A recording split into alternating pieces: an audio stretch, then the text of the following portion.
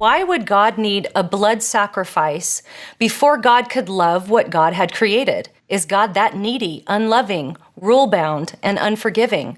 Once you say it, you see it creates a nonsensical theological notion that is very hard to defend.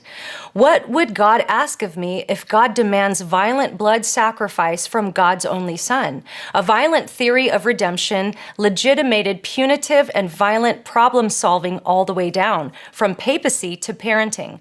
If God uses and needs violence to attain God's purposes, maybe Jesus did not really mean what he said on the Sermon of the Mount in Matthew 5, blessed are the gentle, the merciful, and the peacemakers. So there's a lot there. What do you think?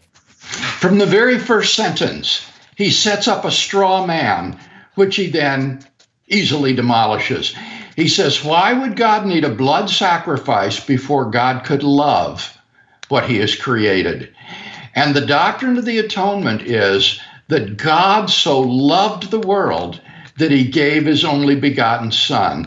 It is the love of God that motivates the atoning sacrifice of Christ. So the sacrifice of Christ is not needed to motivate the love of God. Quite the opposite.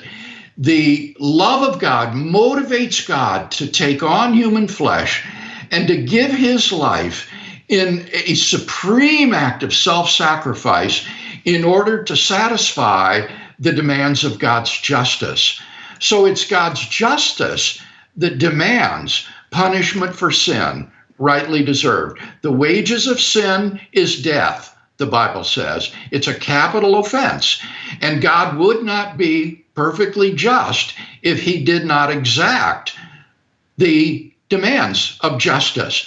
But because he is loving, he does not exact the demands of justice from our hand, but rather he exacts it from his own. He pays the price himself in the second person of the Trinity, Christ, on the cross.